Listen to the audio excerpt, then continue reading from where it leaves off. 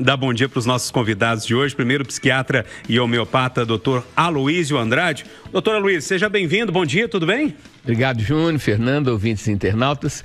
Comemorar, né, essas várias Nossas Senhoras, que no fundo é uma só, mas com nomenclatura diferente. Tem a de Nazaré também, Júnior, e vai ser inaugurada, né, uma comemoração em Cachoeira do Campo, no mês que vem, dia 19, justamente a igreja de Nossa Senhora de Nazaré. E uma história interessante: vinha uma santa de Portugal de 1,35 m para a terra de Fernanda, para Caeté.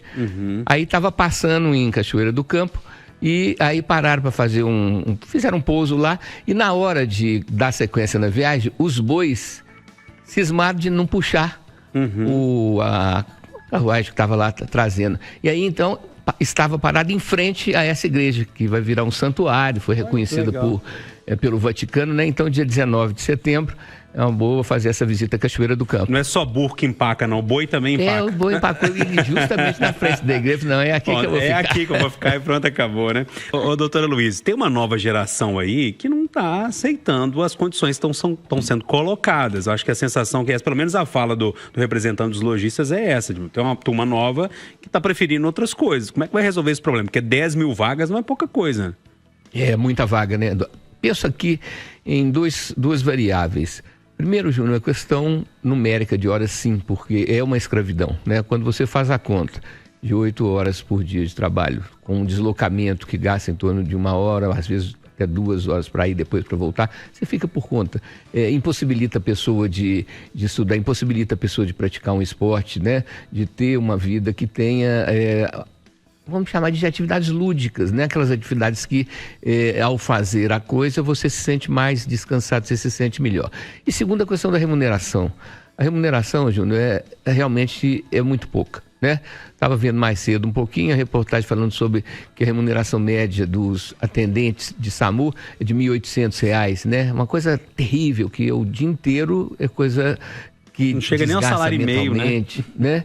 Então, assim, eu penso que a remuneração melhor estimularia um número de horas menor, mas nem penso que deva ser uma jornada muito só de 4 horas por dia, mas se fosse uma jornada de 6 horas por dia, ininterrupta, né? Que você fosse, então, das 7 da manhã até 1 da tarde, ou de 8 às 14, às 2 da tarde, eu acho que isso aí abriria, inclusive, mais postos de trabalho, né? E tem também a questão da comodidade ou do comodismo das gerações mais novas, que não estão muito afim de ter esse esforço como base das suas vidas. Então, essa ideia de que você a qualquer momento pode virar um influencer altamente seguido, altamente influenciador, isso também traz essa fantasia de que você pode estalar um dedo como se fosse ganhar numa loteria, e por isso que os jogos têm tido tanta demanda, tantos jogadores, né, buscando esse dinheiro que vai vir como um milagre na sua vida. Então, o esforço realmente não está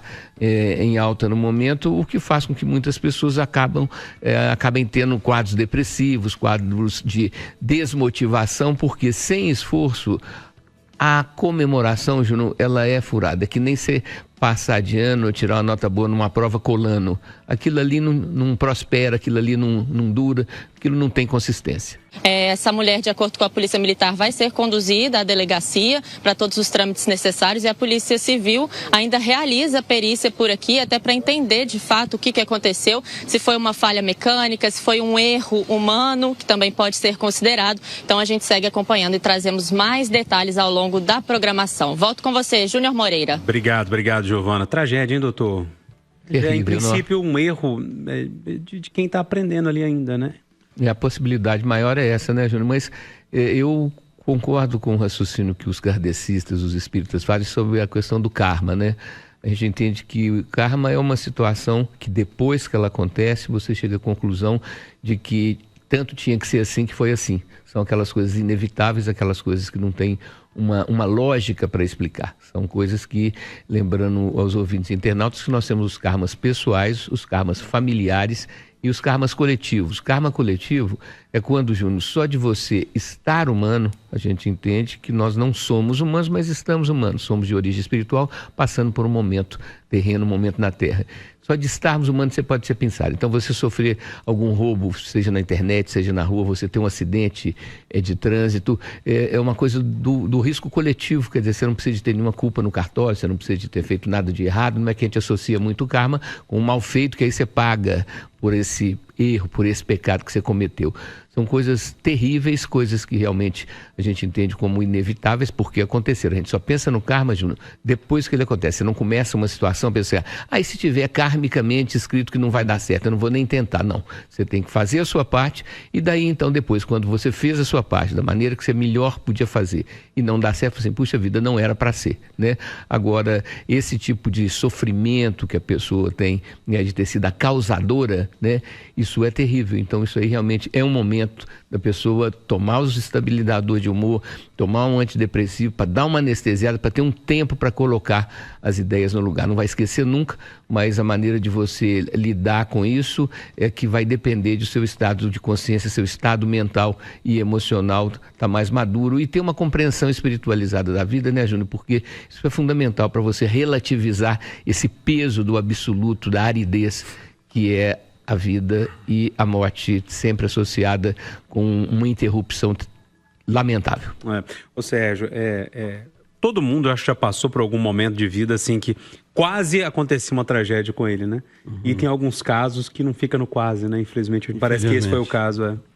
É uma tragédia que, conforme o doutor Luiz falou, ela vai ficar marcada para sempre e tomara que ela tenha pessoas do lado dela que possam falar o que o doutor Luiz está falando, tentar trabalhar isso na cabeça dela de que isso daí é uma coisa espiritual, porque fora disso é muito difícil de depois conviver com essa dor. E tem um raciocínio, Júnior, que é só, por último, que os indianos, né, a tradição da Ayurveda trabalha, que eles entendem que quando a pessoa deixa o corpo físico, independente da idade, aos 7, 17 ou 77 anos, eles entendem como sendo o fim do expediente, o fim da construção. Então eles veem como um dia glorioso, desde que não seja por suicídio. Esse caso não tem nada a ver com isso.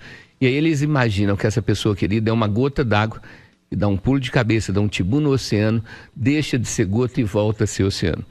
Perde-se essa consciência nossa brilhante, mas limitante, e volta-se a integrar a consciência cósmica, que seria a ideia de voltar a ser um com Deus, que a gente não tem a menor condição de imaginar o que seja isso.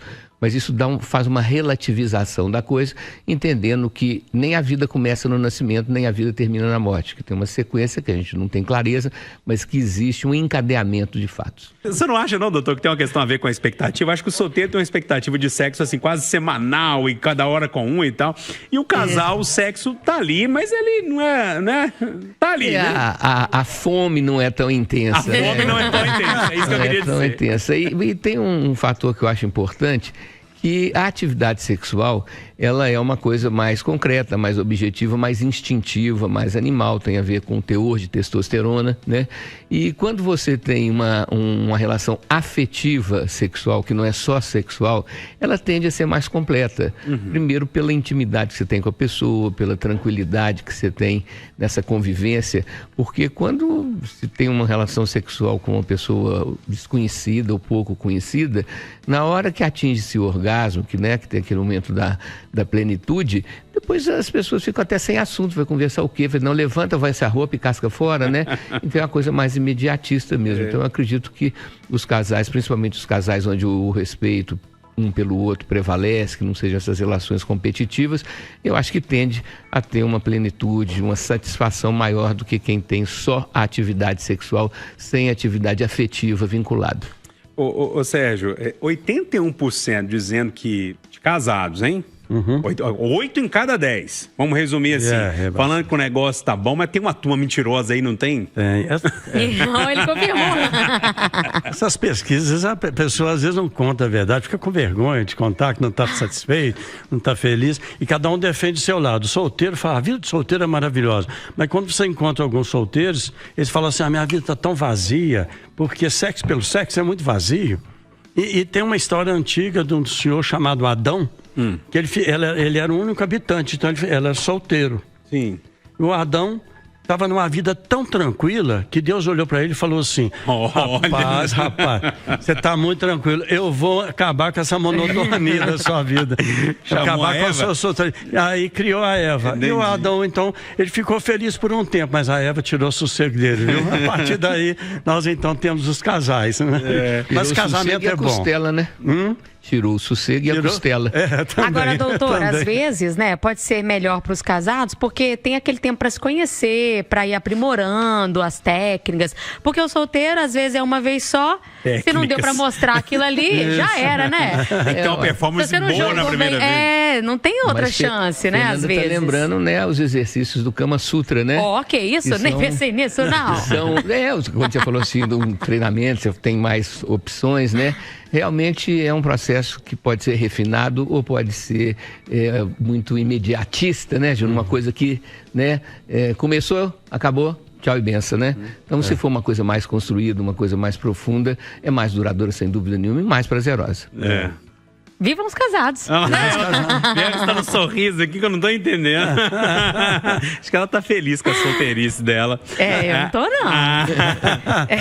Matheus, tá querendo casar aí, ó. O recado. Ô, Viegas, tem mais alguma coisa aí pra gente trocar ideia? Tem sim, viu, Júnior Moreira? Olha, o pessoal falou aqui sobre essa questão do emprego, né? Muita gente dando exemplos aqui. Teve até uma ouvinte que colocou: minha filha trabalhava de CLT e hoje, como fotógrafa, ganha muito mais do que ganhava nessa coisa do CLT, então repensando essa forma de vida, mas tem muito jovem que está endividado, tá, Júnior? Será também que ganhar dinheiro no Se Organizar ajuda? O número de jovens de 18 a 25 anos que fecharam acordos para quitar dívidas na plataforma Serasa Limpa Nome cresceu 49% entre janeiro e julho deste ano. Isso em relação ao mesmo período do ano passado, comparando aí, então, né, uma comparação feita pela Serasa. Ao todo, mais de 1,5 milhão de jovens renegociaram débitos no período e a participação desse grupo no total de acordos passou de 9,9% para 13,3%. Então, é um público que está endividado, precisa dar um jeito na vida e vai lá procurar o Serasa para poder limpar o nome. Mas tem um lado bom nessa história, Sérgio, porque eles estão negociando, ou seja, tá tendo uma consciência ali da dívida, pelo menos, né? Verdade. Sabe o que acontece? É que ficou muito fácil gastar dinheiro. Você não vê dinheiro. Você chega ali, você gasta. Isso é importante que você falou. Né? Pix, não sei o quê, pelo telefone. Então, como você não vê que está gastando, até os jovens estão ficando endividados. E aí, essa é a parte boa mesmo, que eles, estando endividados, ainda procuram negociar. Mas há um susto populacional em todos, porque antigamente era o cheque, depois acabou, o dinheiro também, ninguém nem troco tem mais, né? Então, eu acho que gastar dinheiro ficou muito fácil e a pessoa não sente que está gastando. Doutor, vou precisar do seu poder de síntese, que a gente está com o tempo meio corrido, mas essa questão do dinheiro físico que ele está falando faz todo sentido na minha cabeça. Porque quando o que os olhos não veem, o coração não sente. Né? Então, num primeiro momento, o que os olhos não veem, o bolso também não sente. Aí vai sentir na sequência, né? Então, realmente, o concreto, o palpável, o visível, trazem a realidade muito mais para próximo, mais perto da gente. Como toda sexta-feira, ele esteve aqui também, nessa sexta-feira, psiquiatra e homeopata, doutor Aloísio Andrade. Doutor, obrigado mais uma vez pelo papo, pela conversa. É muito bom quando o senhor está aqui na bancada. Uma alegria, muito obrigado. E comemorar, Júnior, porque o ICMBio, né, que é o Instituto Chico Mendes Ambiental, ligado ao Ministério do Meio Ambiente, deu um parecer técnico contra a instalação do projeto Apolo da Vale na Serra do Gandarela. A Serra do Gandarela é uma serra completamente específica, diferenciada, e tem tanto lugar para minerar, Júnior, que você ir minerar justamente, e o projeto envolve pilhas de rejeito de mais de 200 metros de altura. Então, tomara que o parecer técnico prevaleça e que a Vale, né, tenha a humildade de aceitar que tem determinadas coisas que não se troca água por minério, né? Quer dizer, você destruir uma fonte de nascentes, como é o Gandarela, é uma coisa completamente irresponsável. Então, o senhor tem Instagram para conversar com a turma no telefone? Como é que é, doutor? Sim, não, o contato é através do Aloísio A. Andrade, né? Aloísio escreve ALOISIO, né? E aí, mandando as mensagens, a gente manda o telefone, a gente comunica. Obrigado, viu, doutor? Obrigadão.